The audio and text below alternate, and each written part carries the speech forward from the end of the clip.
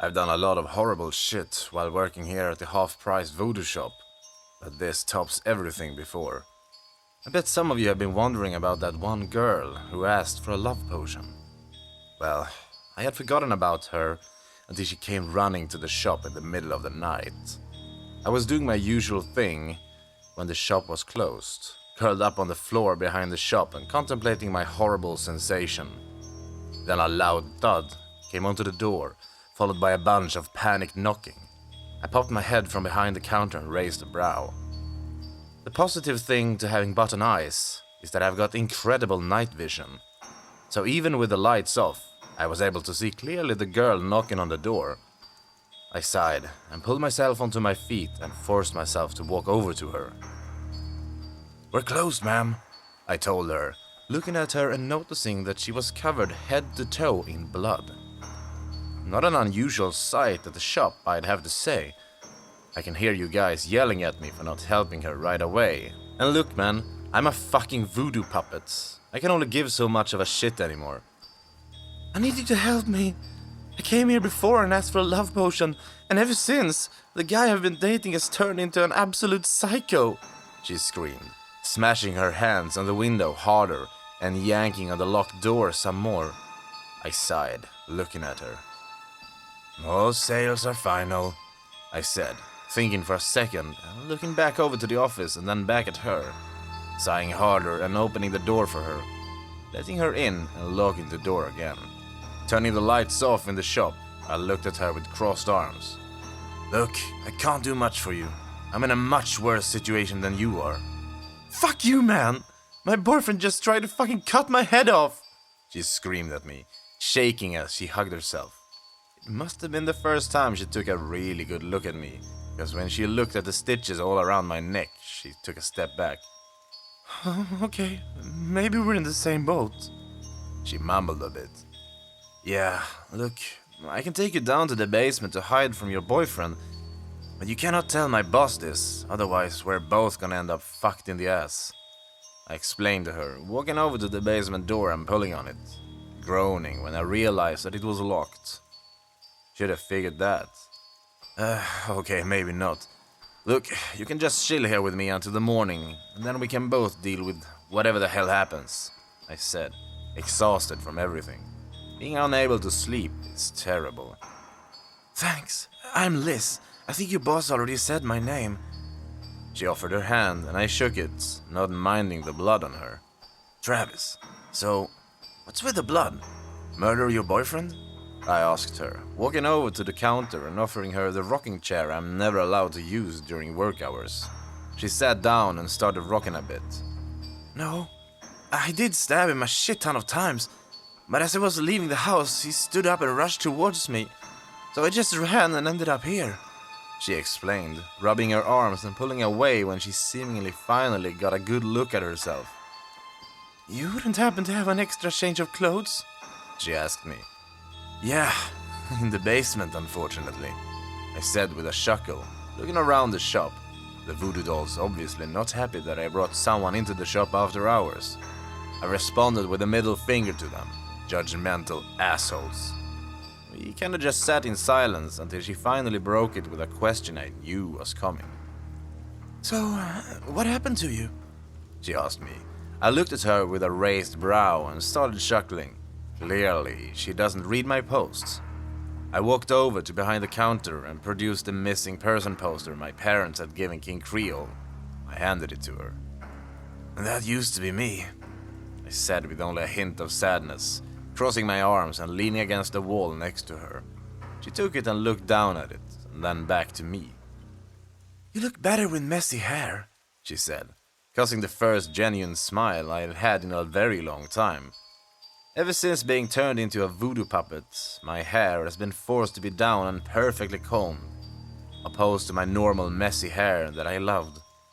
Getting a compliment on my old hair was uplifting, to say the least. "Thanks, I hope I can get it back someday," I sighed, looking over to the door and standing up straighter when I saw a figure shambling towards the shop. "Hey, does your boyfriend usually walk on all fours?" I asked her, keeping my buttons strained on the figure shambling over to us. No? What What kind of question is that? She asked, obviously confused, but soon shrieked when something started knocking hard on the front door. She stood from the rocking chair and started to back up into me, smearing blood onto my suit. "That's him!" she screamed. Figured. I sighed as the creature started slamming onto the front door. To say he was a human is like comparing me to a normal human at this point. His face was split straight down the middle, and he had plenty of teeth inside a crevice where his brains should have been. He was also clearly unaware or uncaring of the fact his guts were spilling out all over the sidewalk. You said you just stabbed him?" I asked Liz, as I leaned over the counter to search for a weapon. "I had to make sure he was dead. Clearly I should have done fucking more," she said in a panic, producing a knife from the hoodie she was wearing. I looked at it and then at her and shrugged. I got nothing against women carrying something to defend themselves with. "You have any kind of magic shit that can kill him?" she asked me as I calmly looked into the box of things I kept behind the counter. "Look, I'm just a slave at this point. I don't know if you noticed, but I'm being held up by magic strings that disappear into the ceiling. Not much I can do in that department." I sighed, pulling out Officer Kilpatrick's gun from the box and slamming it onto the counter. "Here, see if that'll help," I said, walking over to get King Creole out of his office. "Please, let me in. I love you. I'm sorry about attacking you," the creature growled, slamming its split head against the glass front door harder and harder, starting to crack the glass of the front door, causing Liz to quickly pick up the gun and fumble with it for a second as she aimed it towards the creature. I knocked on Creole's office and waited for him, tapping my foot on the floor as I waited. Except he didn't come out, which was odd to me. I tried again, only for him to not respond either. Trying to open it, I found it was locked as well, and I groaned. I know for a fact he doesn't sleep since I don't fucking sleep. So where the hell was he? "Bad news, Liz. Looks like we're on our own with this one," I sighed, walking back over to her and going back to the box for something to arm myself with, showing Liz how to turn the safety off as she panicked about it not firing. "How can you be so calm about this?" she asked, terrified, only getting a shrug back from me. In my defense at this point, I can't expect it to happen. Finding the gun from one of the robbers, I checked the cylinder and found 3 bullets still unfired. Great. One for the monster, one for Liz, and one for me. That was a plus, I guess. Alright, so we fire as many bullets as we can into him. Is that really our only plan? I asked her, sitting down on the rocking chair with a huff as I rubbed my aching legs. Standing up for so many hours really does a number on them. "Unless you have a better idea," she said, still pointing the pistol towards the creature that used to be her boyfriend, who was rapidly putting more cracks into the glass door with each hard smash of his head. Well, at least he was dedicated to that. "You guys gonna help out?" I asked the voodoo dolls, turning my attention towards them, but, as usual, they just gave me a blank look back whenever I tried to talk to them. "Nope, got no ideas here," I shrugged, blocking the hammer back on the revolver and aiming it at the creature. We would have had a last stand there if I hadn't noticed the voodoo doll template on the counter. Ever since being turned into a puppet, I had forgotten about my little companion. He seemingly hadn't forgotten about me though, as he was holding King Creole's key. Guess he wasn't such a little shit after all. Taking Liz by the arm, I pulled her over to the basement door and unlocked it, quickly pushing her in and walking in myself as her boyfriend broke through the door. "I can't see a thing," she huffed, flinching when the creature started pounding on the door on the other side. But I gave her a pat on the shoulder and took her hand as I led her down the flight of stairs, able to see her rather well down here. "Don't worry, if Mary can't get through that door, he sure as hell isn't either," I sighed, leading her to the basement and flickering on the lights, turning around when she screamed at all the dead bodies and human remains. Oh, and Mary eating another customer. "Hey Mary, don't mind us," I said, waving to her. "He won't be happy that you brought someone down here," she pointed out, wiping her blood-stained mouth and looking at the girl I had brought down here. "When is he ever happy about something I do?" I asked back, reaching down and handing Liz some random articles of clothing. Plus, I don't even think he's here. I knocked, and he didn't come out of his office, I pointed out, leaning against the cold stone walls of the basement.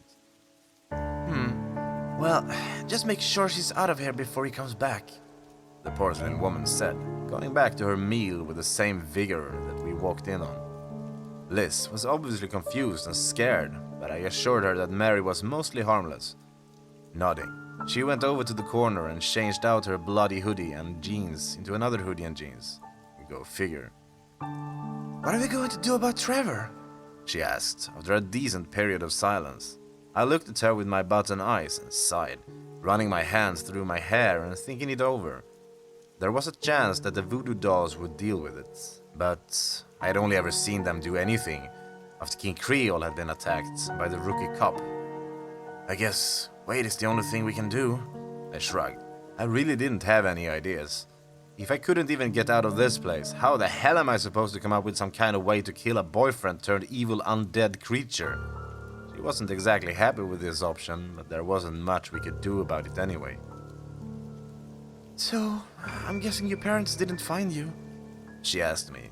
The subject wasn't the most ideal thing I wanted to talk about at this moment, but I figured there wasn't much else to talk about anyway. No, Creel made it so the police won't investigate my disappearance. My parents came here to ask about me, and I couldn't do anything to alert them that I was here. I sighed, looking away and over to the corner. Well, if I get out of here, I'll tell them, Liz said, causing me to look over to her. Would she do that? More importantly, what would even happen after that? Creel wouldn't just let me go. He'd cause my parents more suffering and by extension me. I still remembered his threat to me. No, I can't risk Creel hurting them. Me and Mary are working on a way to get out of here. I just need some time to think. I sighed, rubbing my face and scratching at my buttons. But right now I gotta make sure he doesn't find you. Let's just say he doesn't like people knowing that Mary exists down here, I said, walking over to her and taking her hand as I led her back up the stairs. I don't hear him, she whispered to me. And she was right. I didn't hear Trevor either. So, turning off the basement lights, we both started upwards towards the basement door. Silent as silent could be, reaching it and placed my ear against the door and heard wet smacking. The usual sound I heard when someone was getting beat to death in the shop. Stay here, I told her, opening the door quickly and closing it behind me. My hunch was correct when I say Creel beating the living shit out of Trevor with his cane. His gaze turned to me, and his scowl quickly turned into a wide smile. Travis, dear me! I thought this disgusting creature that gobbled you up. He chuckled, walking over to me and tussling my hair. Already I could feel my body tense up and my brain lose control as the strings took over. No need to worry about me, sir, I said happily, praying to whatever fucked up god existed for me not to say that Liz was hiding in the basement. He looked me over and looked over to the basement door. No, please, no. You're hiding something from little old me, aren't you, Travis? He asked me with a smile, walking past me and over to the basement. I held my breath as he turned to the knob. I held my breath as he turned the knob, only for it to not open. He reached into his coat pocket, only he didn't find the key in there, or any of his other pockets. What the hell? He asked in annoyance, looking at me and coming over, grabbing me by my collar. Now you listen here, boy. He snarled, his yellow teeth sharpening back into fangs. You tell me what the fuck you hid down there. He snarled, causing me to gulp and try once again to bash my face against the voodoo monsters. But it wouldn't work this time. A girl, sir, I said in that stupid kiss-ass tone. The one who brought this creature with her. I choked out as I started to squirm away from him, fighting my hardest to not fall under his stupid spell. Is that so? Then it must be Miss Elizabeth, he asked with a coo, pushing me away and producing a needle from his pocket. He inserted it and with a flick of the wrist opened up the door, only to get met with a shot right into his face from Liz. The voodoo man stumbled backward and tripled over the bleeding corpse of Trevor. Run! I managed to choke out as the strings loosened and I seemingly was able to have control over myself again. She nodded quickly and started booking it towards the entrance, only for her ankle to be grabbed by Creel's gloved hand and causing her to fall flat on her own face. I tried to assist, but the strings instantly took their hold on me once again. Well, Miss Liz, seems your potion didn't turn out so well. Creel chuckled, the hole in his head dripping in the black substance that usually came out of his mouth. Allow me to remedy that. He snarled, pulling her closer as she tried in vain to escape him, shooting bullet after bullet into his head. Travis, help me! She screamed, looking at me with sheer terror in her eyes. I wanted to force myself to fucking move, but I was stuck there in place, just forced to look blankly at her. Travis, get this bitch down to the basement. I'm gonna teach her some respect. Creel snarled at me as he finally managed to pin Liz to the floor and slap the empty gun away as she tried to bash him with it. The strings pulled tight once again. I fought as hard as I could, guys. I swear I did. But the strings pulled me over and forced me to pull Liz up and hold her against me as I began dragging her to the basement. Creel stood up and dusted himself off as he chuckled, walking along with me as I pulled Liz screaming and kicking down to the basement. I helped Creel strap her to the table. He scolded me for letting someone in after hours and deemed that the punishment I would receive was to help him with whatever he was going to do. He sliced the clothes off her and took great pleasure in the fact that she had been wriggling and screaming all the while. He hummed all the while and stepped away to the corner of the basement to look for the item he would use on Liz. He came back with pieces of porcelain. My heart sank instantly when I saw that. He placed each piece onto her and mumbled something to himself. Liz began screaming louder as the porcelain began to sizzle onto her skin and soon morphed perfectly on top of it. He repeated this pattern panel by panel, replacing every inch of her skin just like Mary. Guess this is what he did to her.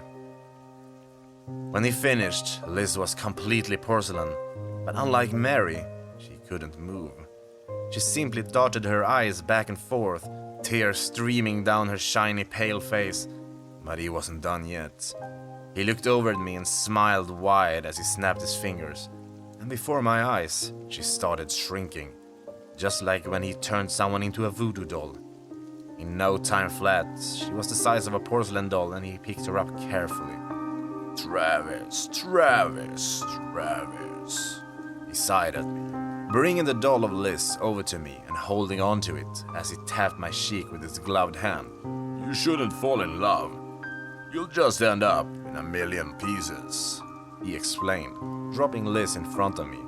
I screamed as loud as I could in my mind as my body just stood there and watched as she hit the floor and shattered into a million pieces. A million bleeding pieces. Clean the mess upstairs. We open in a few hours, he said, leaving me to stand over Liz's dead pieces. Liz was my only chance of escape, but besides that, she was just a poor girl who wanted to be loved, and this is how she ended up.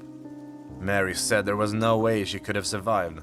The only reason she survives his beatings is because he leaves enough of her intact to be rebuilt. There's no fixing Liz. And it's all my fault.